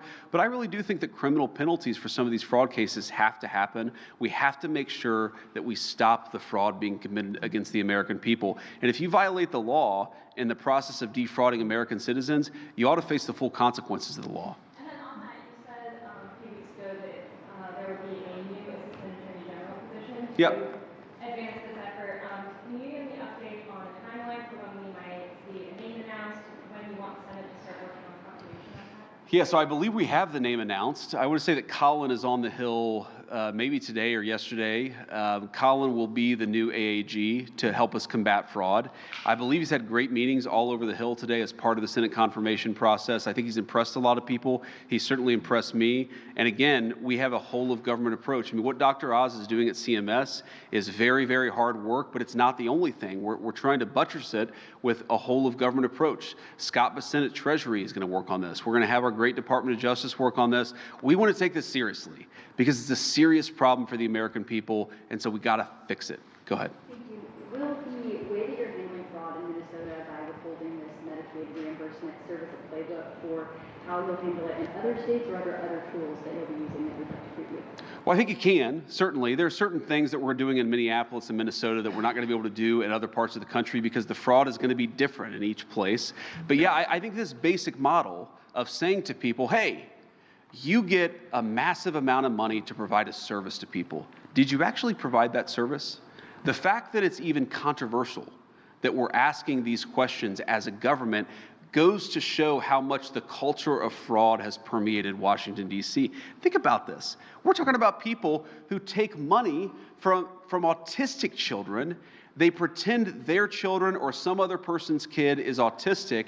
They collect a fat check. They don't provide an ounce of services. And then the very money that's supposed to go to needy kids isn't there anymore to help those needy children. The fact that we have so normalized this, and the fact that I guarantee there are going to be voices in the media, there are going to be voices in the state of Minnesota who say, this is hurting children. No. It's hurting fraudsters. The way to protect kids is to go after those fraudsters, which is what we're doing. Sir. Thank you, Mr. Vice President. Thank you for taking questions. Dr. Oz mentioned the word guardrails when it comes to this. Can we expect the federal government look to implement new guardrails to prevent the normalization of fraud like this from continuing? Do you believe it would be more effective for states that you're investigating to put up guardrails? Do you think that the best way to do it would be a mixture? And what message should a move like this that you're announcing today send to other states that might be under the microscope?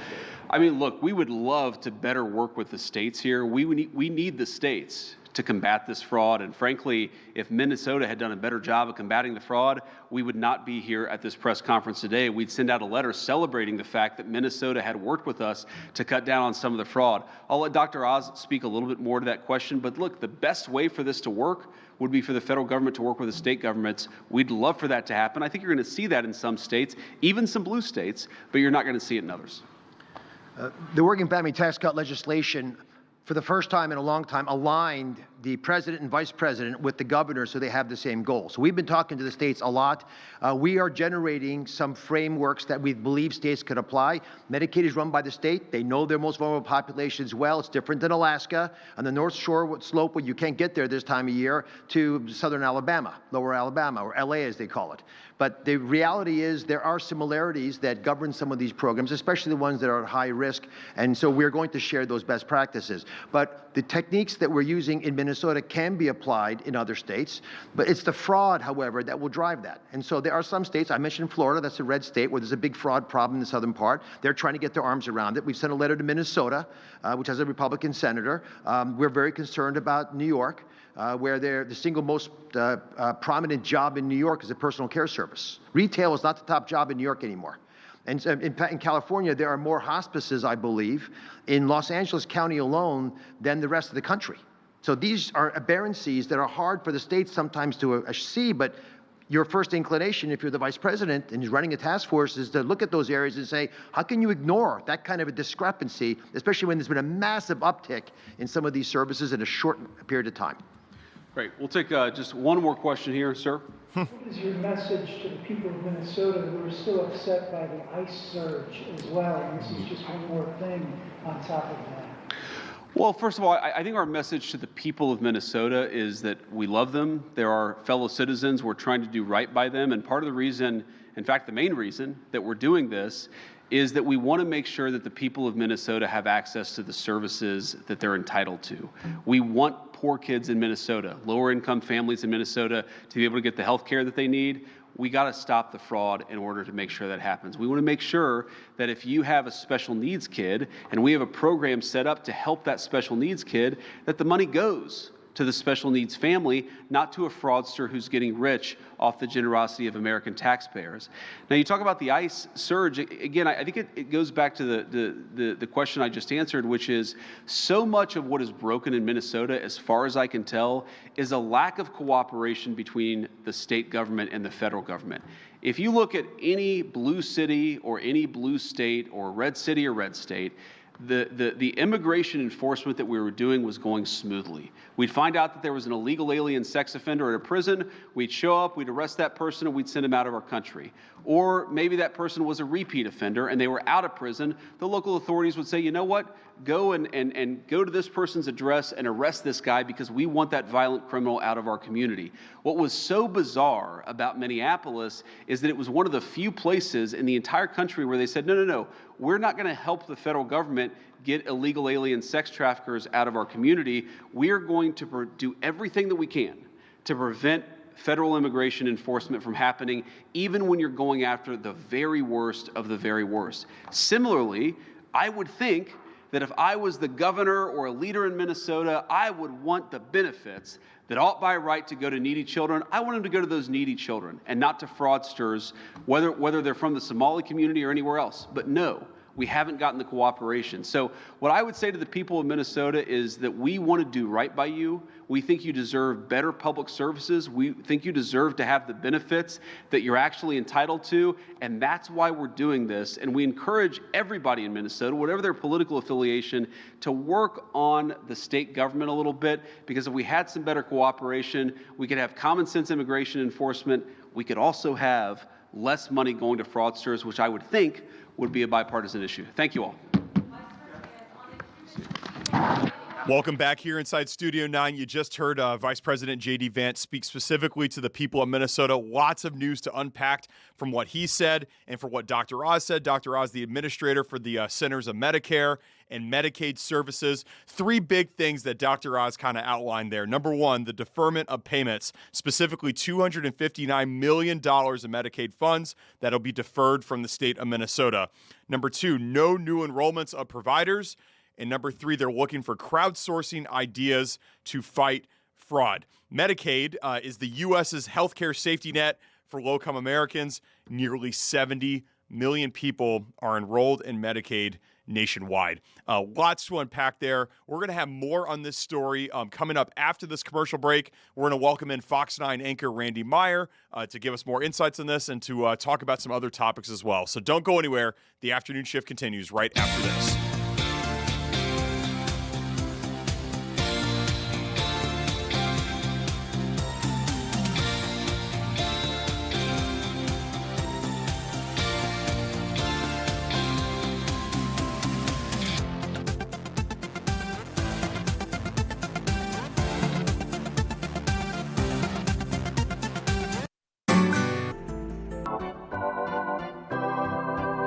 Opening day for Town Ball is June 10th in Farming. Let's go. Lace them up, Loretto. Your stop 2, June 17th. Don't sleep on stop 3 as the tour rolls in to Sleepy Eye. Hello, Hinckley. July 1st. Don't let me down. Bring on Brownton. You're up, July 7th. And the tour wraps up in River Falls, Wisconsin on July 15th.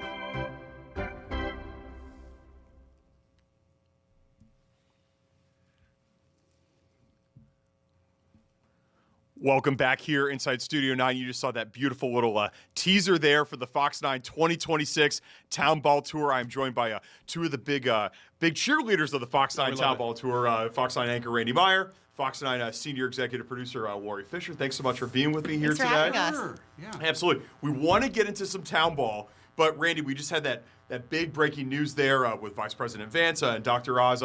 Your immediate reactions. I know you were watching that in the control room. Well, last night when it was announced during the State of the Union by the President that J.D. Vance, Vice President J.D. Vance would be in charge of this task force to address fraud in the country, we knew right away that his first focus would be Minnesota, based on what we've seen come out of the administration in the last 2 months. Its focus on sending investigators here to Minnesota to address fraud. Now, what they're doing is they're putting a hard check on any federal funds that come into Minnesota. Yeah. Lots of people think the fraud issue is restricted simply to an administration, the federal administration. It's not. I mean, we have a couple different classifications of fraud in this state, and it's state money and federal money.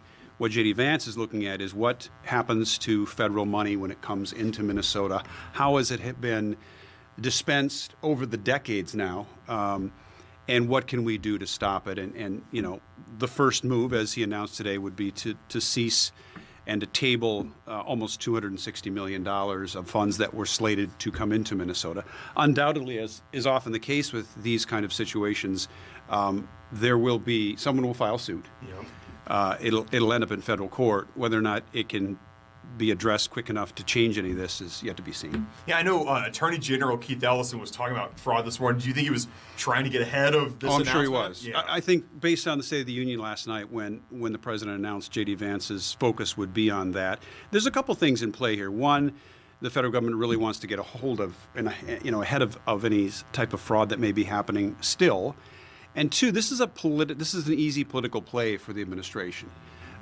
This is considered a blue state, obviously, and so in a political year like we have, with the midterms coming up next fall, there's a lot of political clout to be had in addressing these kind of issues because they do become political issues over time. Yeah. So much more to come on this story on the Fox 9 News, both this later this evening and what. Lori, I know you're planning. Well, I was just going to say a lot of people are going to be on edge to see with the funding because when it was yanked before, they couldn't pay their bills. So people had to take out loans to pay salaries or just see if they have some sort of slush, I don't want to call it a slush fund, but slush fund to kind of get over the hump of not getting claims paid. Absolutely. Yeah, there's a lot of uncertainty, as Lori points out. There's a lot of uncertainty when these things are said before anything is really implemented. But to shelve that amount of money, undoubtedly, there are a lot of people scrambling in the state of Minnesota now. This money comes in through the Medicare, Medicaid program. A lot of Minnesotans are on that program. So, yeah, there'll be a lot of uncertainty over the next few days, weeks, and months to figure out exactly how this affects individuals. Yeah, I read 70 million people on it nationwide. I'm not exactly sure what that number is in Minnesota, but it's a lot. It's a lot of people and a lot of money. It's a lot of people and a lot of money. More to come on this big breaking story on the Fox 9 News at 5, 6, and then the evening newscast as well. So let's have a little bit of fun. We're going to change the subject here. Fox 9's Town Ball Tour. This is a big annual initiative of Fox 9. Maybe there's people at home that don't know what Town Ball is. Both of you, what would you say Town Ball is? Well, I think from our perspective, when we as anchors go there and reporters go there, it's really an opportunity for us to connect with these communities. Mm-hmm. When we're in a climate-controlled studio with these big cameras, sometimes I think over time you forget that you're actually talking to people out there all across the state of Minnesota, and now with streaming really anywhere. Yeah. So it's an eye opener to get into some of these communities and realize that people are watching. People do have opinions about certain things. They love their town ball. They love baseball. They love the small town community of it, which is really what you guys tap into when you pick them. And I do love it more than anyone. No, we all love it equally. No, it's not just it's to connect with them, to connect with the community, and it's also a time to let them shine. I always say, what's special about their community? What's special about their town ball? Maybe some have money and want to put on a country music concert, which we've done before. Yeah. Maybe some are fundraising because they don't have lights. So their game has to be really early because, it's got to be done by the time the sun goes down, right? So they're saving for lights. Or maybe they have 3 generations of, grandpa, dad, grandson, maybe even another baby on the way. There's just special stories for every single team. So some are flashy, some aren't, but they're all special. Yeah. And we're always struck by the beauty of these ballparks. That's not necessarily the only reason we go to some of these places, but it's certainly an asset because, we have the drone up, we have lots of cameras, we have lots of people, and it is a showcase of the community as much as it is anything. And they take so much pride in their fields. Yes. Oh my! Every one of these communities loves the sort of the community involvement of getting the field ready to go, not just for us, but each and every week when they have games. It is something to see, and it is something to participate in. To Lori's point, they really put on a good show for us and They're ready for those us. that are watching. And we start in the morning. They will get with us for the morning news. So we'll start things at probably as early as 6 a.m. Yeah. And then they plan the day out. They'll have the youth teams play ahead of time of their big game. Yeah. So there'll be baseball going on while we're on. Yeah. And we're on now all the time. So you'll see a lot more of it. And then special interviews. And we can't get to everyone because there's so many special stories out there. Everyone has a story. And it's just really precious to see. And then the people that come up to Randy, approach Randy and feel like they truly know him because they watch him every night on TV. So it's a lot of fun. It is. How do we get an afternoon shift episode? You just keep having us on, and then you just butter us up. This is the way to go? Yeah, absolutely. I know that the other cool thing, too, is that these teams, the games actually air on Fox 9, so it's a chance for these people to get some statewide recognition and get to show off their And baseball. we stay out there. We don't just pack up and leave. We stay for the game. We always try to get Randy to buy us a hot dog. Or Ian Leonard, we'll ask them to pay for the stuff. No, just kidding. No, but we'll stay. She's not. No, I'm not. But we'll have a hot dog. We'll all hang out, get to know people, and then we do the highlights of the night. Like, hey, what struck you? What was was it Ian Leonard jumping off that pontoon or going down a water slide or was it the interview with the grandma who's never missed a game? Yes. What was your highlight? So we'll go through all the highlights, and then our sports department will tell us about the game. It's awesome. And it doesn't matter. Of course it matters to them if they win or lose, but really it's just about being together. There's some really good baseball play, too. I'm sure. It is fun to watch. And these players and coaches, managers are all ex-high school, some college, some have been playing. Town ball in Minnesota has been around since the 1800s. Okay. So this is something that gets passed down from generation to generation, and it is throughout the state. Yeah. It is everywhere. How we choose the individual sites that we go and showcase is a mystery to me because they're all so inviting, and we have so much fun in all of them. We wish we could get to all of them. And, eventually, what are we in our 9th season now? This will be our 9th season, and you would think, how have you hit every team? It just goes on and on and on and on. And you said, how do we pick them?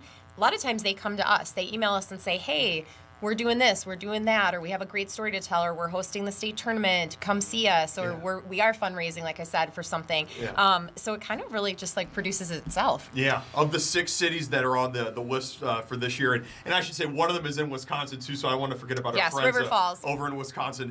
One of these 6 cities, does one of them stick out to you all? Sleepy Eye's got a funny name, right? That's got to be kind of a cool one to go to. Sleepy Eye's a very long-standing sort of famous place in Minnesota as far as small towns go. Yeah. Anybody who's from Minnesota and has been here knows of Sleepy Eye. Yeah. And yes, it is a funny name. Yeah. Brownton sticks out to me because poor Brownton. They were supposed to be last year. The Brownton Bruins. The rain, yeah. They got rained out, so we gave them first choice this year. Yeah. And so I'm very excited to, we had the show pretty much ready last year. So of course they did host the state tournament, and they have a lot of other storylines, some really good emotional family ties to a lot of different things that we're going to talk about. So they're very excited to do it this year. So pray for no rain. Yes. We're not going to let that happen to them. We've done pretty well over the years. We have. We've been very lucky. Yeah, we haven't gotten rained out a lot. And we haven't had storms roll up on us too often when we're doing these, which is something that can certainly happen during June and July. For sure. And I know another big thing, it's not just Fox 9 being there in the actual baseball, but I know the Minnesota Ice Cream Truck and TC Bear. It's a whole event for people to kind of come out and enjoy the summer evening. Yard games. Yeah. And the other thing I will say, having working with him every single night, Ian Leonard is a huge draw with What? these Wait, things. what? I mean, yes. He's such a unique talent in many ways, and people they just line up to Where's to Ian? see him. Can you find Ian? Where's Ian going to be? And Kelsey and I look at each other and go, well, I guess Ian's here now. So nobody's around. No one wants to talk to you all. Yeah. He's either like directing horses, or he's sitting in someone's kiddie pool, Yeah. or he's ding dong ditching people, or he's bellied up to the bar. Exactly. It's all of the above. It's all of the above. And they love it. That's awesome. It makes our job easier because he takes a lot of focus away from, and we still have to do the news while we're down there too. Right. So there are things that we have to accomplish while we're there in terms of daily news. So it's a good break, and the folks just love the entertainment element of it. And he's an entertainer. He just is. Absolutely. We're looking forward to the Fox 9 Town Ball Tour. Before I let you go, what's on the docket for the evening newscast tonight? I know you all are kind of plugging away and planning for it. Yeah. So Leon Purvis is on the BWCA story today. I think, did you guys run some of that press conference earlier today? There's a proposal in front of Congress right now to, during the Biden era, restrictions were put on the BWCA in terms of mining. That's been a brewing battle in this state for decades. There's a proposal to remove those restrictions and have a mining company come in and do some limited mining. There's a lot of thought about that on both sides on that. It is jobs if it happens, and it is also, in many people's views, a threat to the ecology of that area, the wildlife and everything else. So it's a hot topic, and it's whenever you mention the BWCA in Minnesota, it's a big deal. It's the boundary waters, right? Yes. Yes, it is. And we have, let's see, what is So Young is going to break down last night's State of the Union. There was a lot of talk about Minnesota. Yeah, there's talk about Minnesota. There was also this, I wouldn't call it a back and forth between President Trump and Congresswoman Ilhan Omar, but there was certainly a lot of verbal sparring in some ways. Good way to put it. Yes. And of course that hit social media this morning and last night, so there's been a lot of talk about that. We're going to break down exactly what was said, what the crux of it was, and dig into that deeper as well. Awesome. We're looking forward to the Fox 9 news this evening. We're looking forward to the Fox 9 Town Ball Tour this summer. Maybe you guys should all take turns coming out to Town Ball. Now this is an idea. Field anchoring the afternoon shift. There you Paul, go. if you're listening, now we're brewing here. We're brewing. Paul's like, how can I come too? Right. We'll get Paul out there. Paul loves baseball. Paul loves baseball. We'll get him out there. Randy, Lori, thank you so much for being with me today. I think we do have a Town Ball clip that we're going to play going into this commercial break. So we're going to go to commercial. We'll leave you with some Town Ball love, and we'll be back right after this. And everyone's invited. You can come to any game. Yes, perfect. Opening day for Town Ball is June 10th in Farming. Let's go. Lace them up, Loretto. Your stop 2, June 17th. Don't sleep on stop 3 as the tour rolls in to Sleepy Eye. Hello, Hinckley. July 1st.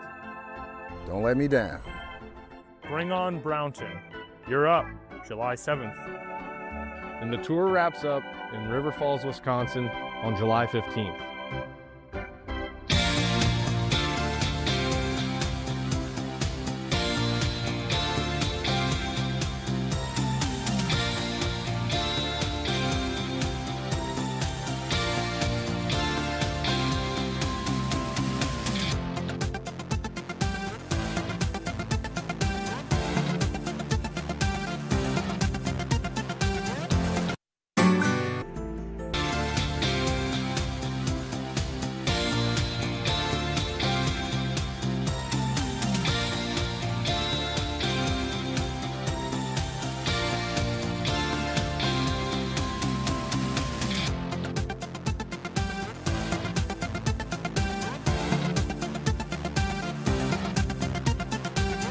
Welcome back here inside Studio 9. It's a rotating cast of characters we have in here, and we're so excited about this next topic.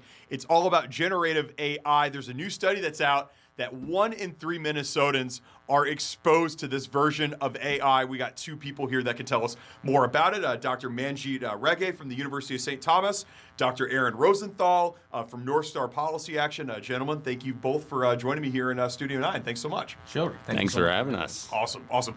I think there's a lot of people that don't know what generative AI is. So for either one of you, could you explain what exactly this is? Sure. AI as a field has been around for more than 50 years. It does all kinds of automation for us. In the past 3 years, this new type of AI called generative AI is coming out, has been out, which is basically creating new content for us. So, of course, the biggest example of that is ChatGPT. It's a conversational experience. You type something, you get a response back, but you basically can now write prompts. It can generate code for you for software developers, create songs for you, create videos for you, create new pictures for you. All of that falls under the umbrella of generative AI. Yeah, and 1 in 3 Minnesotans have been exposed to this. What's the impact on employers here? What industries are using this kind of stuff? For either one, yeah. I think we're seeing it in a ton of industries, and increasingly so, right? So some of the most exposed industries that we see in our report are finance, but I think software developers are seeing, Dr. Reghe just mentioned that generative AI can write code. Increasingly what we're seeing is that people who used to spend their time writing code are now getting generative AI to write code for them.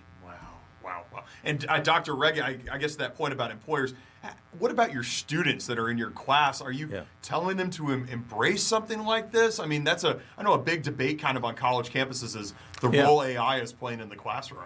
Yeah, absolutely. This is what I always say, that at St. Thomas, we teach AI as a fundamental skill. Every student, we not only want them to develop a technical fluency, but we want them to have to become AI literate leaders of tomorrow. So it is not only important to have technical fluency, but also to be aware about AI ethics, AI governance. So we have a required course in our graduate curriculum called AI ethics, which tells us, good and bad about AI, about limitations of AI as well. Yeah, and let's get into the ethics of this too.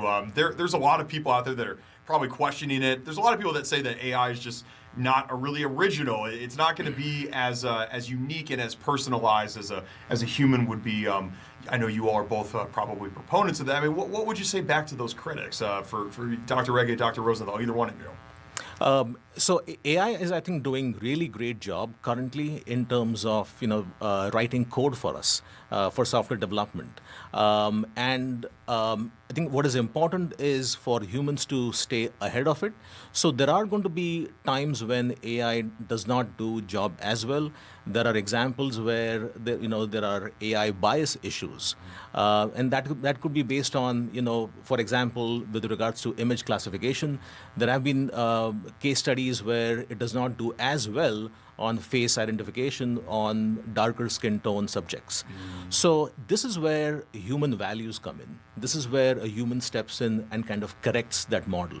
So I agree that AI may not be as good from day one, but it also learns over a period of time and it improves as well. Yeah. I know another big topic about all this is the regulation behind AI. Dr. Rosenthal, how can Minnesota regulate this to make sure that everything is going abiding by the law and everything is all good? So I think we have to recognize just how big this disruption has the capacity to be. It's still unclear, right? I think the most honest answer we can give is that what this looks like in 5 years is unclear, not just to us, but to the people who are at the heads of AI companies are not clear. But what we know is that the potential impact is huge, right? We're talking about 33% of the workforce that is looking at a potential impact in Minnesota or is already impacted. To think that we have that level of impact and no laws on the books in Minnesota to regulate that is kind of crazy. So when it comes to regulation, I think what we need to think about are 3 areas, or what I've started calling the 3 Ds of AI regulation. So one is displacement, right? What are we doing to make sure that people who are losing their jobs or potentially losing their jobs to AI are taken care of, are given retraining opportunities, have a voice at the table, right, in their job place, in their workplace when AI is being implemented. The other is decision making. Increasingly, we're seeing AI being used to make decisions in the workplace. Who gets hired? Who gets fired? What wages people are getting paid? We need regulation around that. And then the last one is digital surveillance. So AI is increasingly collecting data on workers, on potential workers. We know of examples for, where AI is able to collect data on people's credit scores when they're applying for jobs, or to predict if somebody's going to get pregnant or is pregnant. Those are the kinds of data that AI can collect about people and then inform workplace decisions.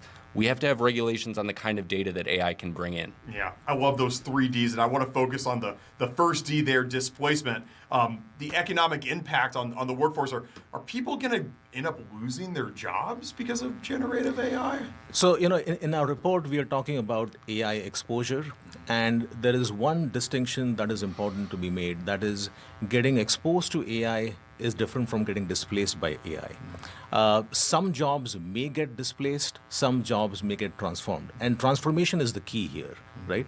So what we are talking about in the report is that 1 in 3 Minnesotans, so it's about 33%, half of the tasks that they perform at their jobs could be automated with generative AI.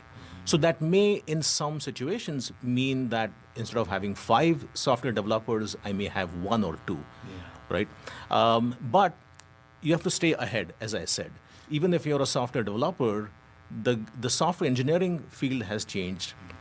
There are a number of vibe coding tools that you can embrace. And so as every, I think, professional, you need to recognize what are the tasks that I do on a regular basis, and which of those tasks can I personally do those with AI. So it's about embracing AI and doing your job better and faster with AI. I think that will probably help a number of Minnesotans as well. You all, go ahead. I was just going to say, I think we're at a critical juncture, and I really do think there are sort of 2 pathways that we might see this go down.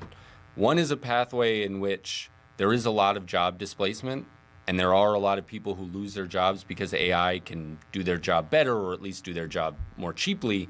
The other is a pathway where workers are more fulfilled in their jobs, they're more productive because they have AI helping them complete their tasks, as Dr. Rigge is pointing out. The difference between those 2 scenarios, one where workers are getting more done, are more happy at work, and one where they're losing their jobs, really, to some extent, may come down to what kind of regulations are put in place at this moment, what kind of worker voice is allowed at the table as AI is increasingly rolled out into more and more workplaces. Dr. Rigge, Dr. Rosenthal, are you all yourselves, are you all nervous that AI could displace you out of your own job? Not really. So, at St. Thomas, I not only do a lot of research in AI, I also teach AI courses. We have a master's in AI that we teach as well. So, not really concerned about that as much. As far as education is concerned, there is a human element to it, as far as learning as well as teaching.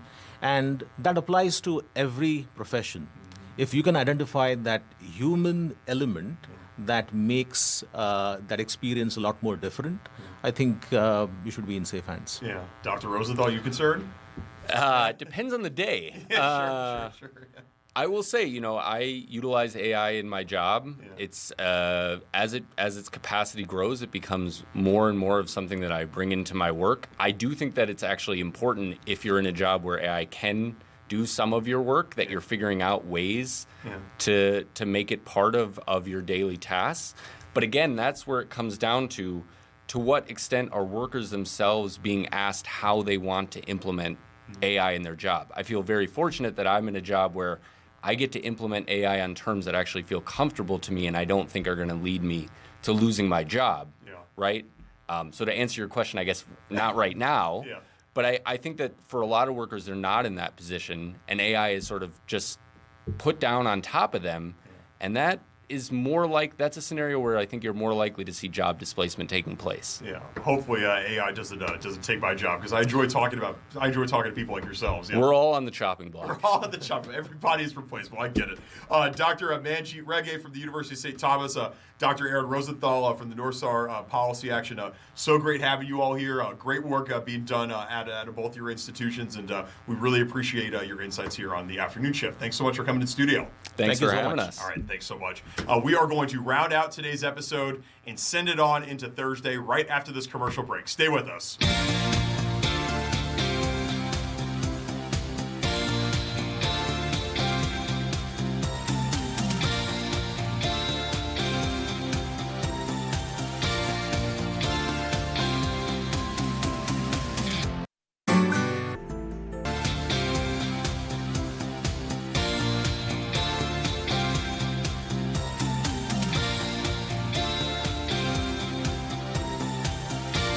Back here inside Studio 9. What a show it has been today on this Wednesday, February 25th. Speaker Lisa Demuth stopped by. VP JD Vance and Dr. Oz made a huge announcement about fraud in the state of Minnesota. We had Randy Meyer and Lori Fisher on to talk Fox 9 Town Ball. Just wrapped up with that AI conversation, and now I'm going to bring in our executive producer, Paul Milgate. Paul, really strong show. Total team effort here, and I know the AI conversation is something that you have a special interest in. Well, I mean, I'm all for something that's going to make my life easier. I think that over the last sort of 10 years of technology, it's just been like, you need to be on top of this, you need to be on top of this, you need to be on top of this. If you want to give me something that helps me deal with all that stuff I have to deal with, I'm for it. Yeah.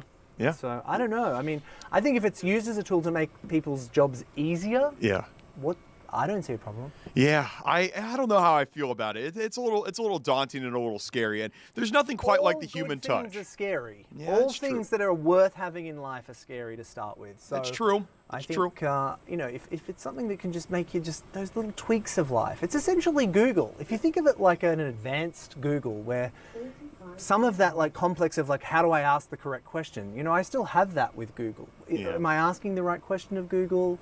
It's where a lot of search engines have actually fallen by the wayside, is that they didn't know how to take the information in and then spit it back to you in a way that you were kind of expecting it, which I think is kind of interesting. Yeah, I was a big Ask Jeeves guy, so that one didn't... I liked Ask Jeeves because I liked the premise of it. I'm asking a question. It's just AI, ChatGPT, whatever. It's true. It's an advanced Ask Jeeves. It's true. Bing didn't quite make it either. Bing did not there was like Web Wombat at one point. They kind of fell by the wayside. They weren't great. So we've got Kelsey and Simone are not far away, and I am just going to throw it back to you out there, Adam. That's right. It's been an awesome show. We hope you all will tune in tomorrow. On Thursday, we have another jam-packed show with lots of great guests, so we hope to see you then. I'm Adam Lorenz. The Fox 9 News at 5 starts right now.